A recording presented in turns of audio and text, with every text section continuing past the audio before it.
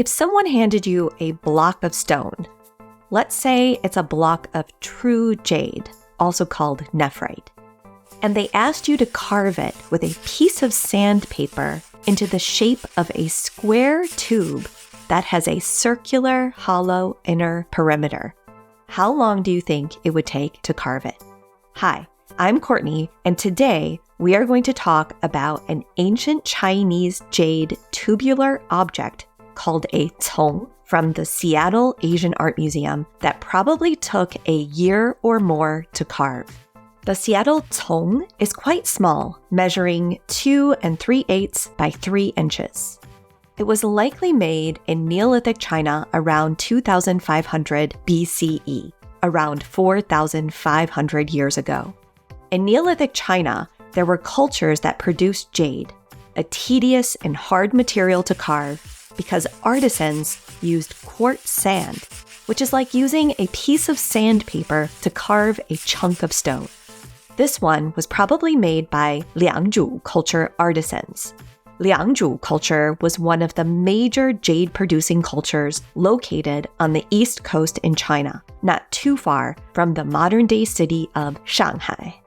Before we look closely at the Seattle cong, let me explain what I mean by Neolithic China. The Neolithic, or New Stone Age, describes a period when people settled down in small farming villages after a long phase of traveling around, hunting, and gathering for food. When people settled down, they had more time for craft specialization because they didn't have to spend the whole day looking for food. In 2500 BCE, there were many farming villages in China, and each had their own special characteristics. In the north, Chinese farmers cultivated millet, while in the south and on the east coast, they farmed rice. Across China at this time, people made tools out of stone for farming, and they made pots out of clay for use in everyday life, as well as for special occasions.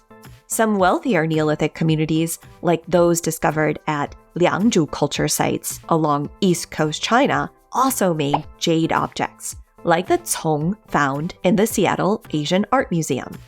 Jade was and still is a precious, expensive material.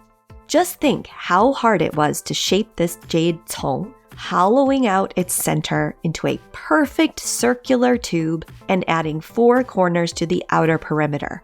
Not only that, but do you notice that the square corners are carved with incised decoration?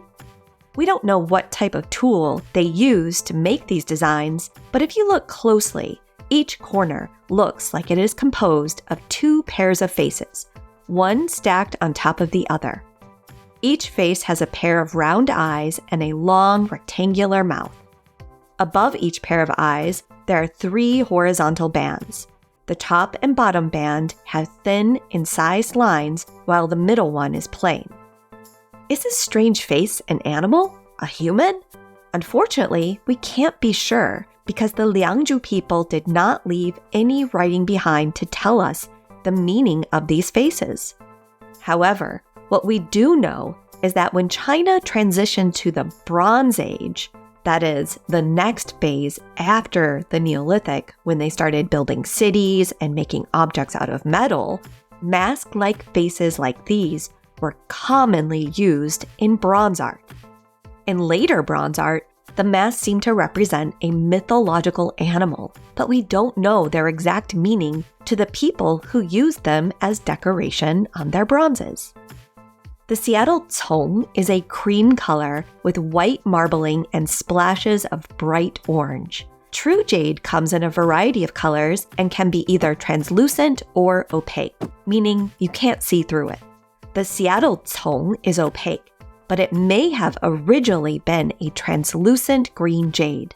After being buried in the ground for centuries, jade can be altered or decay due to changes in the soil, transforming its color and translucency. What do you think the Seattle cong was used for? Archaeological excavations of ancient Liangzhu culture sites in the Yangzi River Delta in South China give us some clues. Here, jade cong are found in tombs of wealthy people, and they come in many different sizes, from tall and narrow to short and squat. Decoration on Liangzhu cong ranges from raised horizontal lines and incised lines to the mask-like faces seen on the Seattle cong. Some even feature a mysterious figure wearing a fanciful feathered headdress like this one excavated from a Liangzhu grave. Cong were placed on and around the body of the tomb owner with other items made out of jade, including bead discs, which are flat, round discs with a hole in the middle, like the shape of a vinyl record. We aren't sure what the Liangzhu people called these cong tubes or what they meant to them. However, they seem to be associated with wealth and power because they are only found in the tombs of important people. Although the Liangzhu people did not leave written records behind, later Chinese texts might give us some clues on the meaning of these jade objects. The ancient Chinese believed the universe consisted of a square earth with a circular sky or heaven hanging over it like a canopy. Because of this belief, square shapes were used to symbolize earth and circle shapes were used to symbolize heaven. It's possible the significance of the Liangzhu cong is related to early Chinese people's views of the universe. The cong tubes have a circular inner perimeter and a square outer perimeter and might symbolize heaven and earth combined. I hope you enjoyed learning about the Seattle jade cong and how it connects to archaeological discoveries from Neolithic China and later ideas on the structure of the universe. Until next time, I hope you'll continue to feel inspired by the amazing stories ancient objects have to tell us.